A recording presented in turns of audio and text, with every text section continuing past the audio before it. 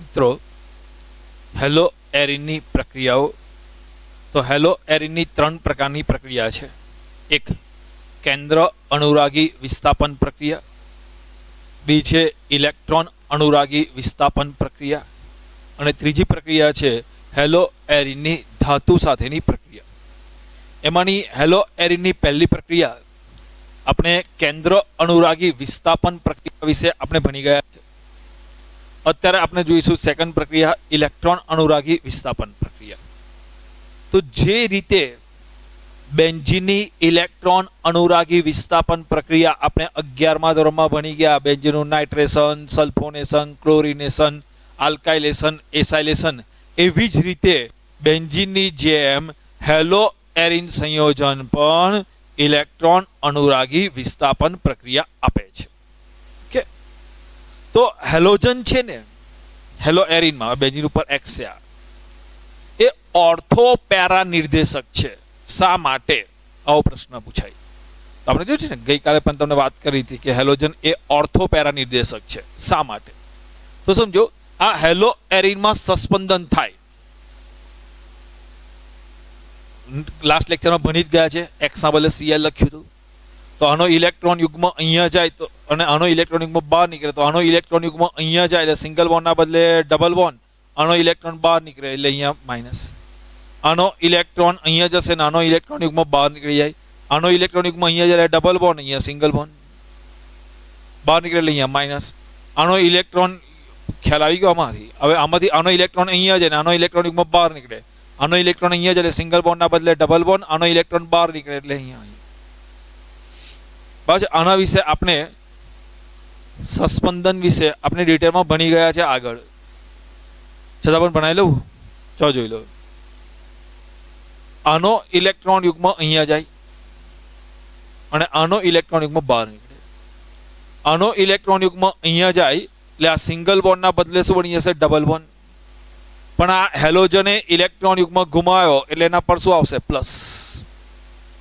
આનો ઇલેક્ટ્રોન યુગ્મ બહાર નીકળે તો આ કાર્બને ઇલેક્ટ્રોન યુગ્મ મેળવ્યો એટલે શું આવશે? માઇનસ. આનું એકનું રૂપાંતર થઈ ગયું 2માં. હવે આનો ઇલેક્ટ્રોન યુગ્મ અહીંયા જાય તો આ સિંગલ બોન્ડના બદલે ડબલ બોન્ડ, અને આનો ઇલેક્ટ્રોન યુગ્મ બહાર નીકળે ડબલ બોન્ડના બદલે સિંગલ બોન્ડ, અને અહીંયા માઇનસ ચાર્જ. બાકીનું બધું જો બેઠું ને બેઠું જ, બ્લેક પેન વડે બેઠું બેઠું. અને બ્લુ પેનમાં તમને જે એરો દેખાય છે ને, આના આગલા સ્ટેપ માટે છે. હવે આનો ઇલેક્ટ્રોન યુગ્મ અહીંયા જાય એટલે આ સિંગલ બોન્ડના બદલે ડબલ બોન્ડ, આનો ઇલેક્ટ્રોન યુગ્મ બહાર નીકળે એટલે ડબલ બોન્ડના બદલે સિંગલ બોન્ડ, બહાર નીકળે એટલે કાર્બન ઉપર માઇનસ. બાકીનું બધું જુઓ બેઠું બેઠું. હવે આમાંથી અહીંયા જાય તો આનો ઇલેક્ટ્રોન યુગ્મ અહીંયા જશે એટલે સિંગલ બોન્ડના બદલે ડબલ બોન્ડ, આનો ઇલેક્ટ્રોન યુગ્મ બહાર નીકળી ગયો તો ડબલ બોન્ડના બદલે સિંગલ બોન્ડ, અને પ્લસ હતો અને ઇલેક્ટ્રોન યુગ્મ મેળવ્યો એટલે પ્લસ જતું રહ્યું.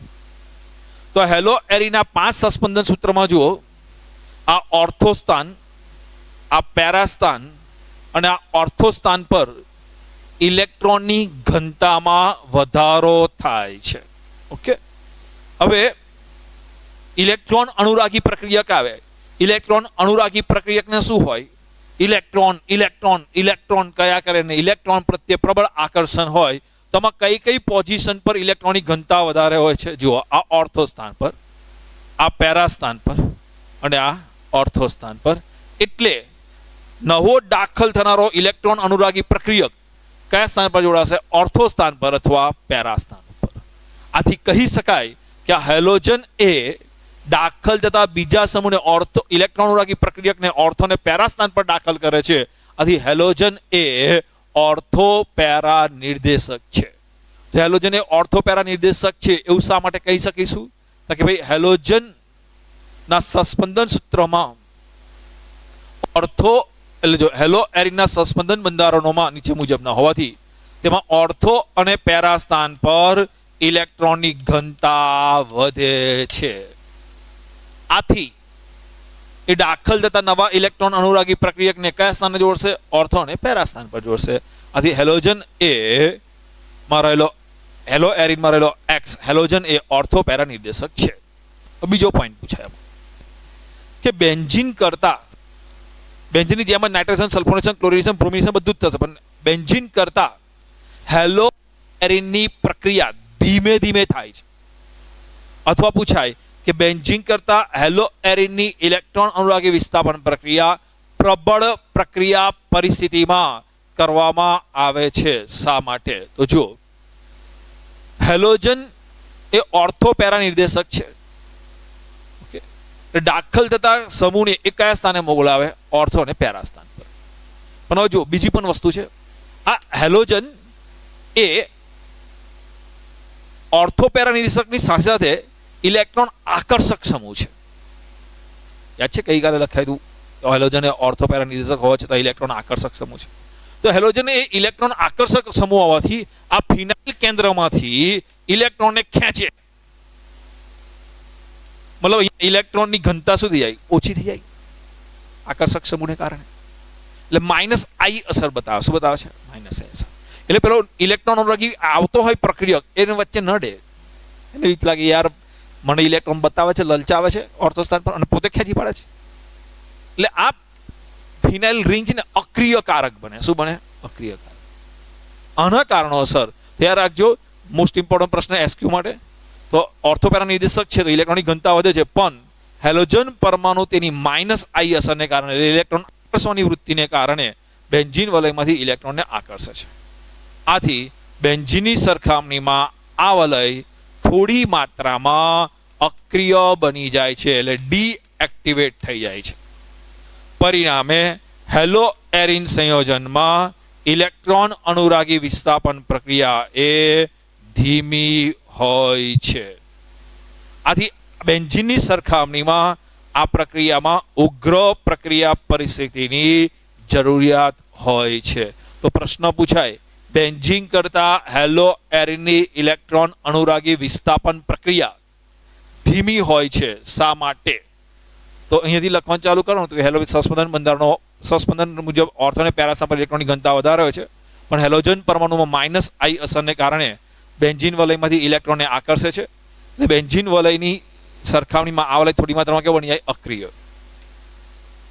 પરિણામે હેલો એરિન સંયોજનમાં ઇલેક્ટ્રોન અનુરાગી વિસ્થાપન પ્રક્રિયા ધીમી હોય છે, આથી બેન્ઝીનની સરખામણીમાં ઉગ્ર પરિસ્થિતિની આવશ્યકતા હોય છે। તો અહીંયા એક પ્રશ્ન ખ્યાલ આવી ગયો।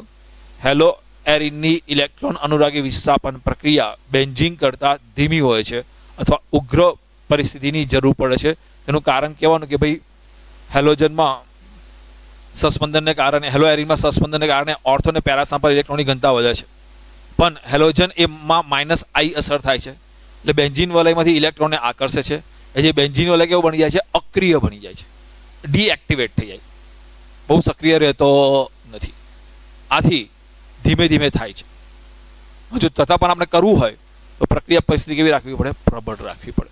तो आपणे 11मा धोरणमां जे प्रमाणे प्रक्रिया बनी गया था ए ज प्रमाणे प्रक्रिया छे, एकदम सहेली छे, तमने आवडे ज छे एवुं पण खबर छे, पण जोई लईए। क्लोरोबेन्जीननुं नाइट्रेशन करवुं होय, जो क्लोरोबेन्जीननुं नाइट्रेशन करो तो प्रक्रियक सांद्र HNO3 उद्दीपक सांद्र H2SO4। इलेक्ट्रॉन अनुरागी विस्थापन प्रक्रिया में सौ प्रथम प्रक्रियक जे होय ने ए प्रक्रियक मांथी इलेक्ट्रॉन अनुरागी आयन बने, तो HNO3 मांथी शुं बनशे? NO2+। आ NO2+ कूदतो कूदतो कूदतो आ Cl क्लोरोबेन्जीन तरफ आवे, पण आ Cl समूह कनिष्ठ छे ऑर्थोपेरा, એટલે દાખલ થતા NO2 સમૂહને એકવાર ઓર્થો સ્થાન પર મોકલશે અને એકવાર પેરા સ્થાન પર મોકલશે। આથી આપણને શું બનશે? 1 ક્લોરો 2 નાઇટ્રો બેન્ઝીન અને 1 ક્લોરો 4 નાઇટ્રો બેન્ઝીનનું મિશ્રણ બને છે। આમાં 1 ક્લોરો 4 નાઇટ્રો બેન્ઝીન એ મુખ્ય નિપજ છે। હવે સમજો, જ્યાં NO2 દાખલ થયો તેથી કોણ મુક્ત થયો? H+। ખ્યાલ આવી ગયો? તો HNO3 માંથી NO2+ બની ગયું, તો બાકી કોણ રહ્યું? OH- અને IH+ -H2O। તમારી ચોપડીમાં બેલેન્સ કર્યું નથી तो नहीं बैलेंस करो तो चालशे। ओके, चलो हवे आपणे पण डायरेक्ट लखी नाखीशुं। सल्फोनेशन सल्फोनेशन करवुं होय तो प्रक्रियक कयो? सांद्र H2SO4। उद्दीपक पण कयो? सांद्र H2SO4। सल्फोनेशन करीए तो प्रक्रियक अने उद्दीपक वच्चे प्रक्रिया थई इलेक्ट्रॉन अनुरागी आयन कयो बने? SO3H+। तो SO3H+ कूदतो कूदतो अहींया आवे, पण आ Cl समूह कयो निर्देशक छे? ऑर्थो पेरा निर्देशक है। તો Cl સમૂહ એ ઓર્થો પેરા નિર્દેશક હોવાથી દાખલ થતો SO3S સમૂહ એકવાર ઓર્થો સ્થાન પર જોડાશે અને દાખલ થતો SO3S સમૂહ એકવાર પેરા સ્થાન પર જોડાશે. તો આ નિપજનું નામ શું બનશે? તો SO3S સમૂહ હંમેશા છેલ્લા આવે. બેન્ઝીન પર SO3H હોય તો નામ શું પડે? Benzene sulphonic acid. આ પહેલો અને આ બીજો, આ કાર્બન પર Cl એટલે 2 ક્લોરોબેન્ઝીન સલ્ફોનિક એસિડ. આમાં નામ પડે તો 1 2 3 4 4 ક્લોરોબેન્ઝીન સલ્ફોનિક એસિડ અને આ મુખ્ય નિપજ છે. ચલો હેલોજિનેશન માં ક્લોરિનેશન કરીએ તો પ્રક્રિયક Cl2 અને ઉદ્દીપક નિર્જળ AlCl3. તો ક્લોરિનેશન કરે તો કયો ઇલેક્ટ્રોન અનુરાગી પ્રક્રિયક ઉત્પન્ન થશે? Cl+. તો આ Cl+ કૂદતો કૂદતો અહીંયા જાય, પણ આ Cl સમૂહ કયો નિર્દેશક છે? Ortho para. એટલે એકવાર Cl ક્લોરિનેશન કરે તો Cl લાગે, એકવાર Cl ઓર્થો સ્થાન પર અને એકવાર પેરા ઉપર. એટલે 1,2 ડાયક્લોરોબેન્ઝીન અને 1,4 ડાયક્લોરોબેન્ઝીન નું મિશ્રણ બને છે, જેમાં 1,4 પોઝિશન વાળું છે ને એ બધા મુખ્ય નિપજ છે. ઓર્થો પોઝિશન પર આવે ને તો અવકાશીય અવરોધ ઉત્પન્ન થાય, સ્ટીયરિક હિન્ડ્રન્સ. એટલે 1,4 પોઝિશન એ મુખ્ય નિપજ હશે.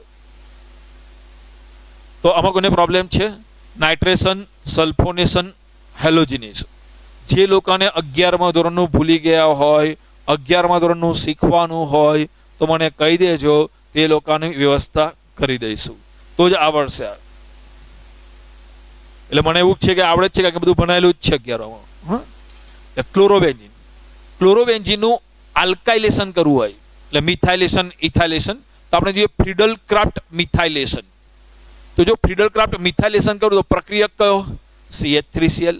ઉદ્દીપક કયો? નિર્જળ AlCl3. તો સૌપ્રથમ પ્રક્રિયક CH3Cl અને ઉદ્દીપક નિર્જળ AlCl3 વચ્ચે પ્રક્રિયા થાય તો ઇલેક્ટ્રોન અનુરાગી આયન મિથાઇલેશન કરો કયો બને? CH3+. તો CH3+ કૂદતો અહીંયા આવે તો ક્લોરોબેન્ઝીનમાં રહેલો આ Cl સમૂહ કયો નિર્દેશક છે? Ortho para. દાખલ તો CH3 સમૂહ એકવાર ઓર્થો પર અને એકવાર પેરા પર જોડાય. તેનું નામ શું બનશે? 1 ક્લોરો 2 મિથાઇલ બેન્ઝીન અને 1 ક્લોરો 4 મિથાઇલ બેન્ઝીન નું મિશ્રણ બને છે. અને 1,4 નિપજ છે એ મુખ્ય નિપજ છે. ક્લોરોબેન્ઝીન નું એસાઇલેશન કરવું હોય, ફ્રીડલ ક્રાફ્ટ એસાઇલેશન કરવું તો પ્રક્રિયક તરીકે CH3COCl અને ઉદ્દીપક તરીકે નિર્જળ AlCl3.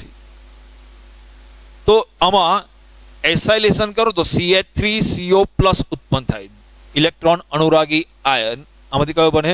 CH3CO+.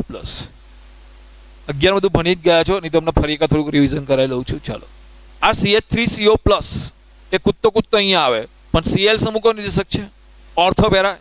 એટલે દાખલ થતો COCH3 સમૂહ એકવાર ઓર્થો સ્થાન પર જશે અને દાખલ થતો COCH3 સમૂહ એકવાર પેરા સ્થાન પર જશે.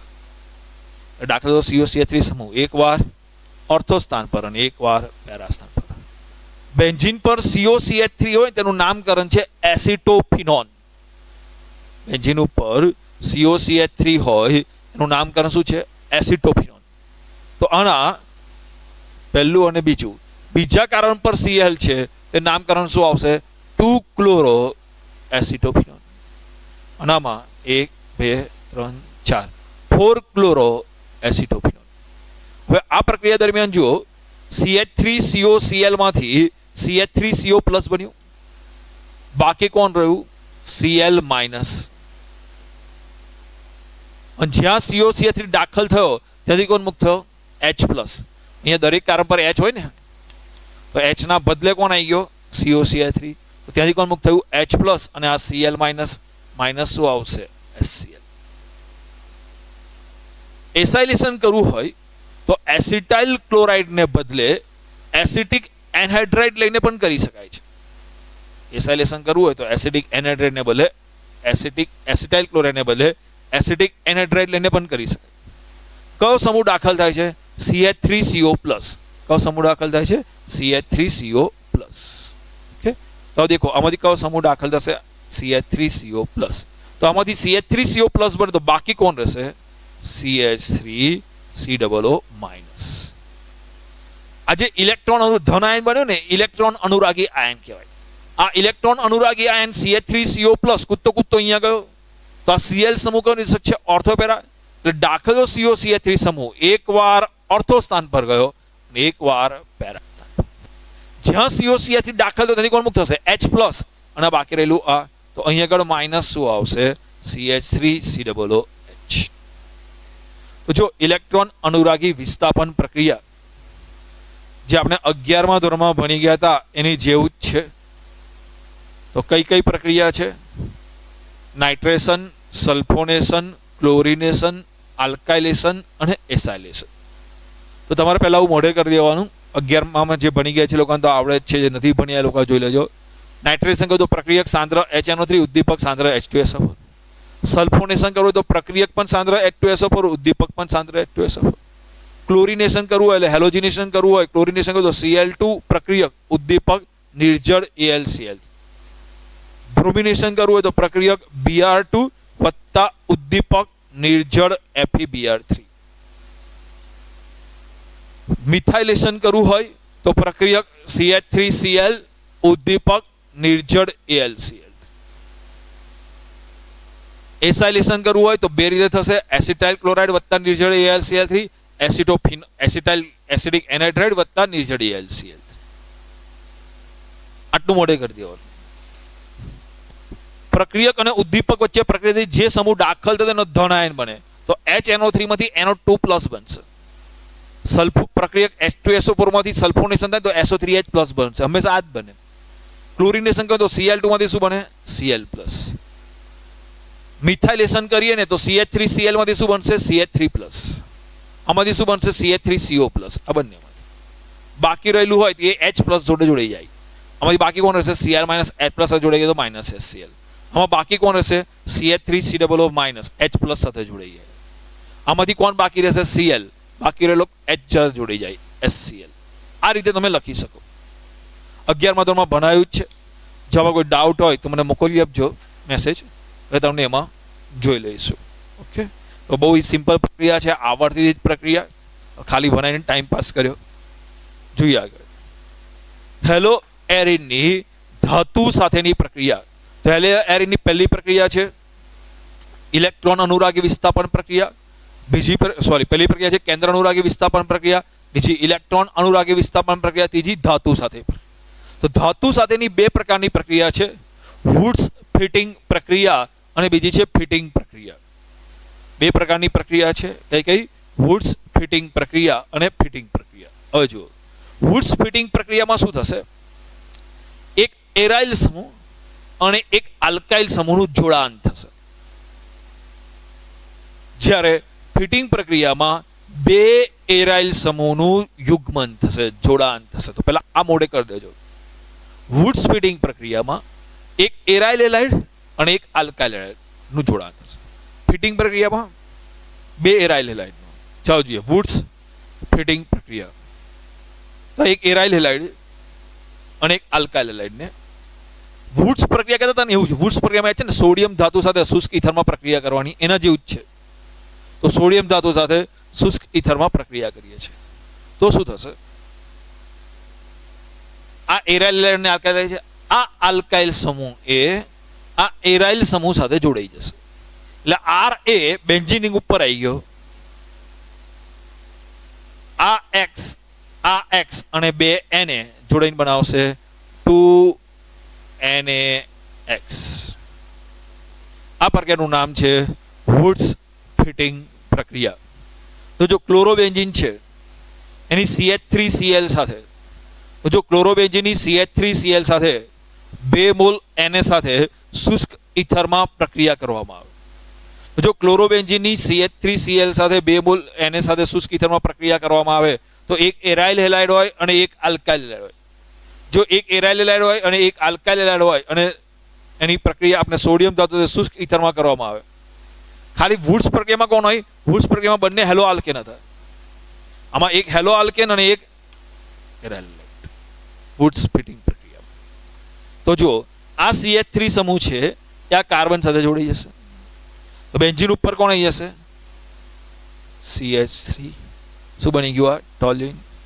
આ Cl બે Na જોડાઈને શું બનાવશે? 2NaCl. વુડ્સ પ્રક્રિયામાં બમના કાર્બન વાળો હાઇડ્રોકાર્બન બનતો હતો, અહીંયા બમના કાર્બન વાળો નહીં બને, વધારે કાર્બન વાળો હાઇડ્રોકાર્બન બનશે. પહેલા કરતા વધારે કાર્બન વાળા હાઇડ્રોકાર્બન બનશે અને બમના નહીં બને વુડ્સ સ્પીડિંગમાં, યાદ રાખજો. તો જો વુડ્સ પ્રક્રિયામાં કોણ હતા? બે હેલો આલ્કેનના જોડાણ થતું હતું.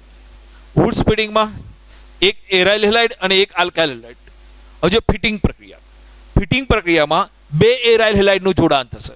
વુડ્સ પ્રક્રિયાની જેમ પણ બે એરાઇલ હેલાઇડ,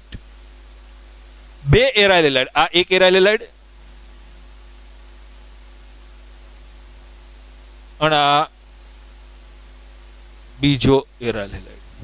તો એરાઇલ હેલાઇડના બે અણુઓનું સોડિયમ ધાતુ સાથે શુષ્ક ઇથરમાં પ્રક્રિયા કરવામાં આવે.